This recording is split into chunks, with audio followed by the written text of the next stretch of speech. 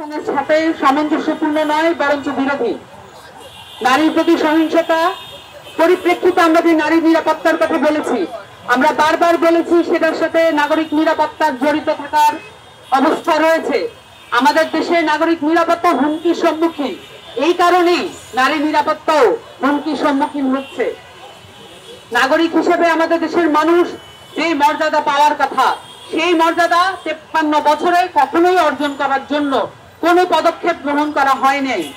এবং বাংলাদেশের যেই রাষ্ট্র আধুনিক রাষ্ট্র হিসেবে বারবার পরিচিত করানোর চেষ্টা করা হয়েছে, কিন্তু আধুনিক রাষ্ট্রের যেই গুণাবলী থাকে, যেই মর্যাদা থাকে সে দেশের নাগরিকদের, সেই মর্যাদা কখনো আমাদেরকে পাইয়ে দেওয়ার চেষ্টা করা হয় নাই। বরঞ্চ এই মর্যাদাকে কিভাবে হানি করা যায় সকল প্রতিষ্ঠানের মধ্যে দিয়ে, সকল কাঠামোর মধ্যে দিয়ে সেই প্রচেষ্টা করা হয়েছে।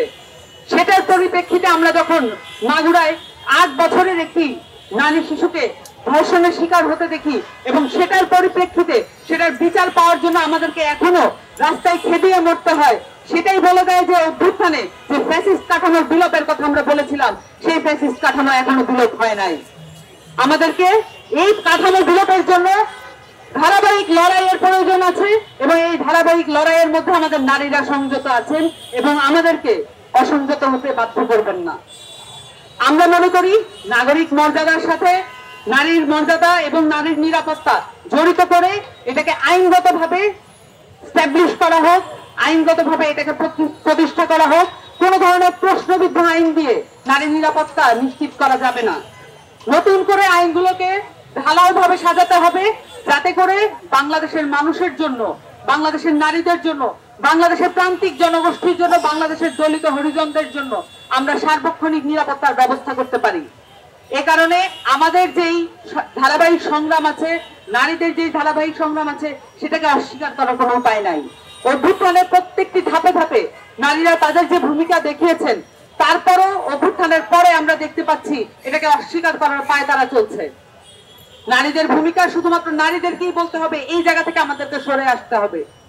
আমাদেরকে অবশ্যই দেখতে হবে আমাদের পুরুষ সহযোদ্ধারা এবং আমাদেরকে সহ নাগরিক যারা আছেন পুরুষ, তাদের জায়গা থেকে আমাদেরকে দেখতে পারতে হবে তারা কি ধরনের উদ্যোগ গ্রহণ করেন।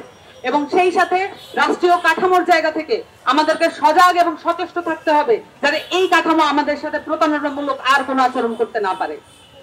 এবং সেই সাথে আমরা আমাদের এই রাষ্ট্র পুনর্গঠনের যে স্বপ্ন দেখতে চাচ্ছি, সেই সাথে এইখানে যে রাজনৈতিক জায়গাগুলো আছে, নারীদেরকে এখানে নেতৃত্ব হিসেবে উঠে আসার জন্য, ঘুরে দাঁড়ানোর জন্য যে জায়গাগুলো করে দেওয়া প্রয়োজন, সেটা পুরো উল্টো দিকে পুরো রাজনৈতিক কাঠামো চলছে, পুরো রাজনৈতিক সিস্টেম এটার উল্টো দিকে চলছে।